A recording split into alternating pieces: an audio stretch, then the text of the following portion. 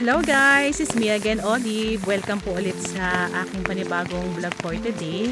Welcome po dito sa Buena Vista, Quezon, kung saan bibisita po ako ng property na may sukat na 4.5 hectares. And take note po, ito pong property po na to ay along Barangay Road. So sa mga naghahanap po ng buyers ko, pagbaba nila ay property na. Ayan, watch nyo po tong video na to. Napakagandang property po. And at the same time, tayo po ay may frontage po dito sa pinaka road. And at the same time, tayo po ay malapit sa National Road kung saan meron lang po tayong 1 kilometer. Makakalabas na po tayo ng pinaka National Road. So tara, sama-sama nating ikutin si 4.5 hectares. Pero bago po ang lahat, syempre po paki-like, paki-share and subscribe po sa ating YouTube channel. And then paki-pindot na rin po yung ating notification bell para updated po kayo sa ating mga properties na ibablog po So tara, ano pa hinihintay natin? Let's go! So yan, ikot tayo. Mapapansin po natin yung mga niyog po natin na nakatanim dito. Medyo mga bata pa po So mga bagong tanim lang din po siya. And then yung property po is more on maraming sanga o yung mga maliliit na puno kagaya po niyan So medyo may kasukalan ng konti. Pero hindi po masukal dahil sa damo. Masukal lang po siya dahil yan sa mga kahoy na yan, yung ganyan po So yun naman po pwede natin ulingin yan.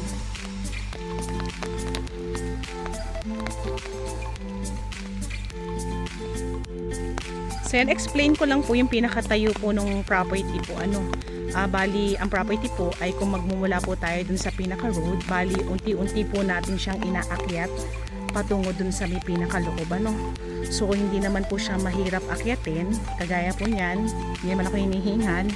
So medyo may pagka-gradual naman po yung pag-akyat po natin. So hindi po siya 100% flat. So explain ko lang po, ulitin ko lang. Bali po, kung magagaling po tayo sa pinaka road kung saan napapark yung sasakyan natin, unti-unti po yung pag-akyat po natin dito sa may pinaka property po So more on slope siya, pero gradual lang po. So may overlooking tayo, ayan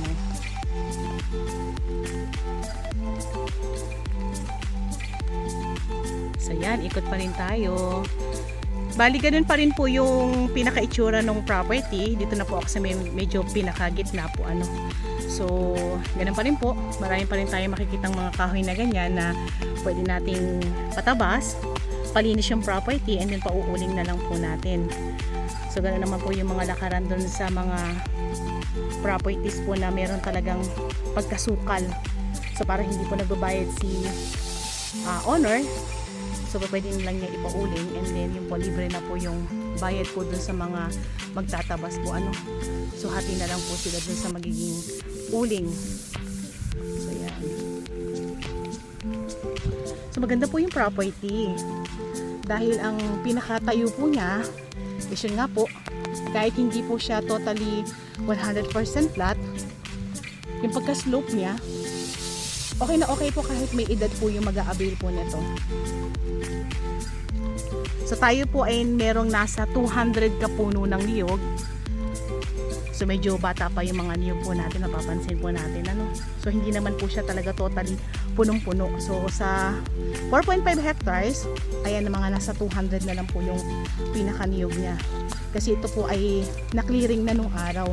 So yung mga natira, yun na lang po yung mga medyo bata pa na hindi na po nakat. So yun po yung explanation po sa atin ni guide.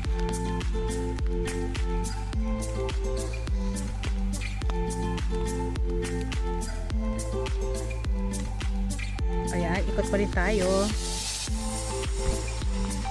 So medyo maulan po yung pagbisita po namin ng property po So explain ko lang po about dito sa documents nitong property na to. Bali ito po ay nasa kabuuang mother title pa. So huhugot lang po tayo ng 4.5 hectares. Pero yan naman po, yung sukat po isasagutin po ni seller po So susukatin muna po natin sa kabuuan, and then huhugutin po natin si 4.5 hectares.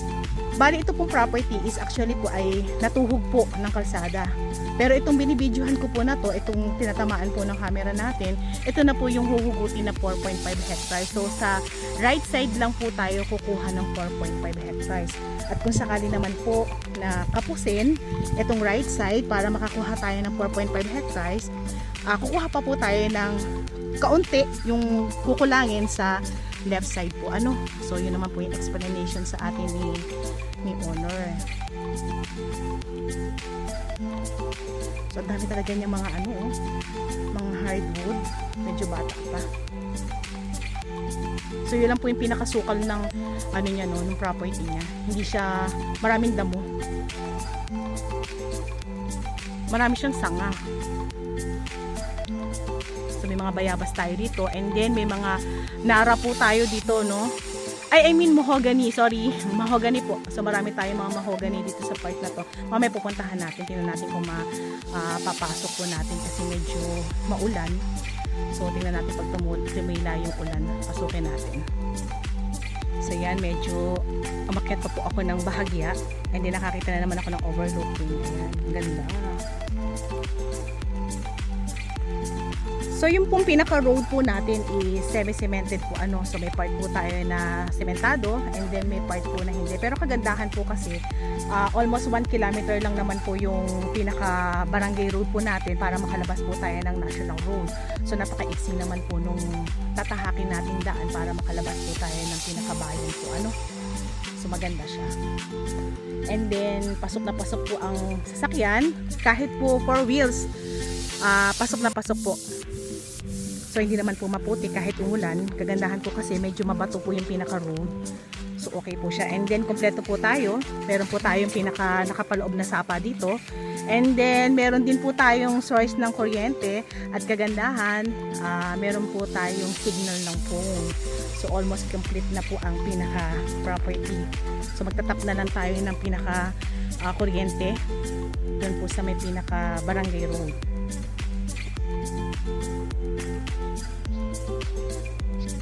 Yan, ikot pa rin tayo. Ganun pa rin po. Medyo talagang masukal po talaga yung property. Talagang maraming sanga. So ayan pa rin yung itsura ng pinaka taas po niya, no? So pataas pa po yan. And then pagdating po yan sa taas, medyo mag-slope naman po tayo ng konti. So ganun po yung pinakatayo po ng lupa nitong property po na to, So nakakaya ko naman po siyang ikot-ikotin.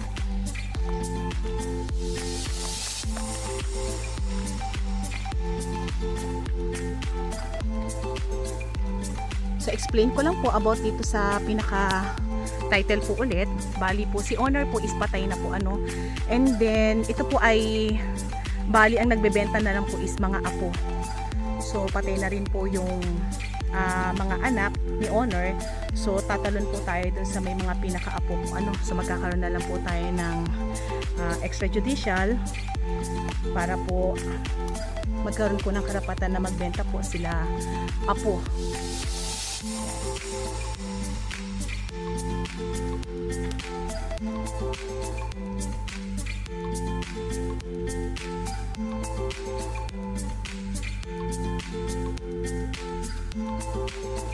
Try pa natin pasukin po yun.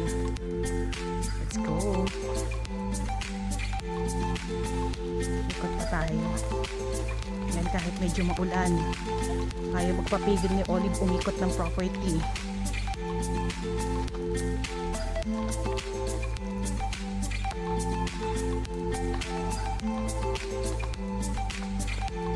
So ito po ay may return income po hindi lang sa akin nabigay na ng maayos yung details about sa return income, pero ito po ay nakaka ilang libong kilo din naman po okay, sumadamo pa rin siya.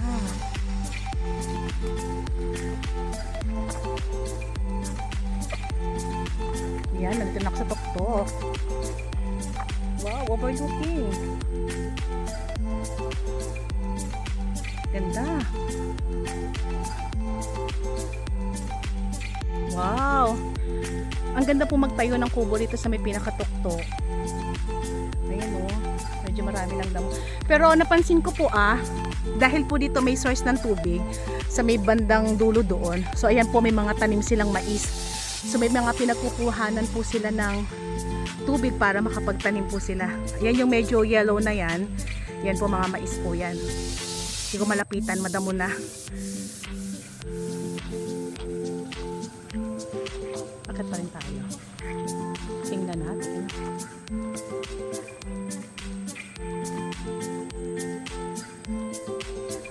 Wow, ang ganda.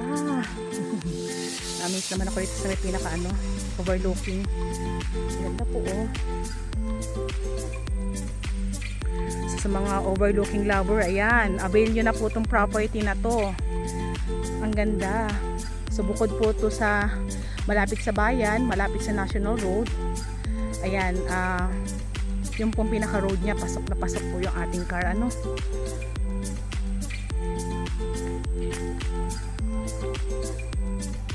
So yan, medyo pumasok pa ako. Wala na akong makita. Puro na to, puro mais na to. So nagtatanim po sila dito sa may pinakataas. Baba tayo.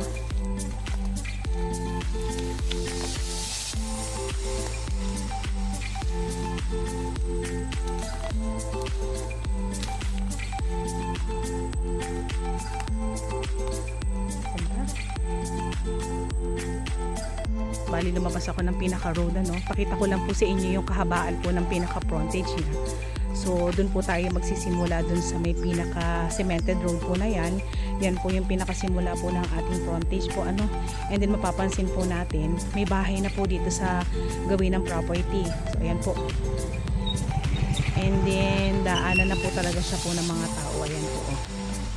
So ito pong naputol na cemented road na yan, yan pong kahabaan na yan na po yung pinaka start po ng ating property. Hanggang doon po yan sa may pinakadulo. So makikita po natin yung car, pasok na pasok po, and then cemented road na po tayo and then ayan po yung pinaka-line ng kuryente natin. And then ito po yung sinasabi ko sa inyo na oras na kapusin po tayo dito sa side na to ng 4.5 hectares dahil ito nga po ay nasa kabuuan ng title. So kukuha pa po tayo ng part dito kung sakali lang naman pong ipasukat po natin at kapusin po itong pinaka-side na to. So kukuha po tayo dito po so para mas maliwanag lang po. And then explain ko lang din po, kaya tatayo na ako sa may pinaka road. Bali ang property po natin is ganito po sa start po ng property natin is medyo elevated po tayo ng konti dito sa may pinaka road. Yan po. So napakaliit na portion lang naman po. I think mga nasa 3 meters. Ayan. And then habang pinapasok mo si property is paakyat ka po ng paunti-unti po doon kung saan ako nakarating doon sa may pinaka-overlooking. Pero napaka-gradual po, as in hindi ka po hihiraping umakyat. As in napaka smooth ng pag-akyat na gagawin po natin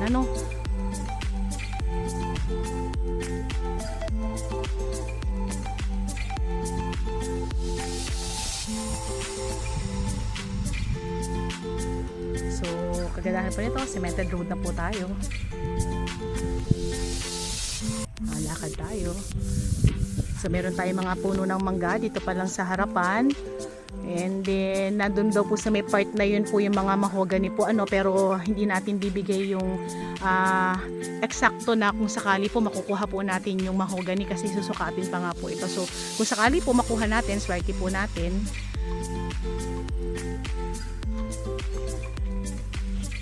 Konting linis lang po talaga dun sa property. Ay, napakaganda nitong property nito. At the same time po, napakamura po nitong property po na to. Naglalakad pa rin po kami para makita ko po yung pinaka-itsura niya dito sa may harap ng kalsada. So, ganun po rin po yung itsura. So, akyat pa rin po tayo ng paunti-unti lang dyan. So, medyo mas bukal pa rin po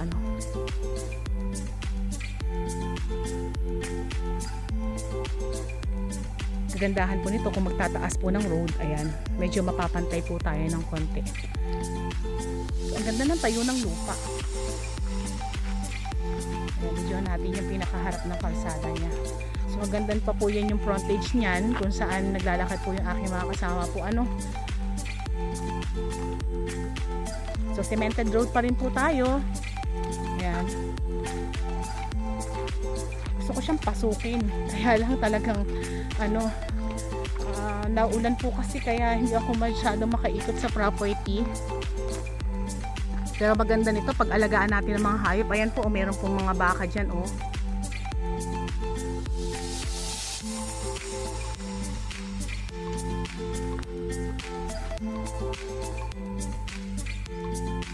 So yan, ikot pa rin tayo. Bali, ayan po, ganun pa rin. Mga sanga pa rin yung makikita natin. Kagandahan po nito na malapit po tayo sa elementary school po ano. So nasa 700 meters lang may school na po tayo dito sa gawin ng property. And then ayun nga po, gaya na sabi ko, napakababata pa ng niyog natin. And then makikita po natin sa dahon na napaka-healthy ng mga niyog natin. Ang ganda po kasi ng tayo ng lupa. Ang ganda nung pinaka ano niya, yung pinaka-itsura po ng lupa niya. Mataba siya. Ayan, lalabas na tayo ng property. Kung sakali po magustuhan itong property na to, na may sukat po na 4.5 hectares, message nyo na po kami sa aming WhatsApp and Viber na mag-a-appear sa inyong mga screen.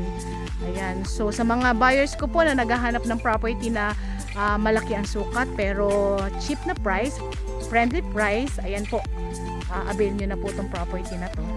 Bali, ito po ay binibenta po ni seller sa halagang 45 pesos per square meter. Ayan, so napakadaming magandang gawin dito sa property na to, no?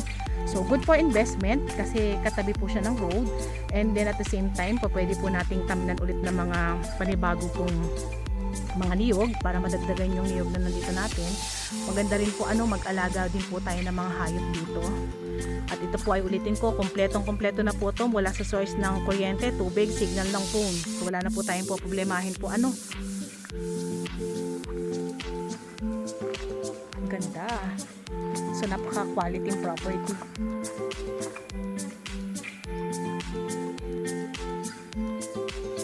Hindi ko lang talaga kaya ikutin si 4.5 hectares, medyo malaking property. At the same time po talagang masukal po yung natapat pa po sa medyo maulan yung aming pagbisita. So yan, nabila po kayo mga farm lot. By the way, it's me again, Olive, dito po sa Greenfield Realty. So kung meron naman po ako hindi nasabi about dito sa property na to, meron po kaming description sa baba, so pakiclick na lang din po iyon. Ayan. So let's go. Uwian na.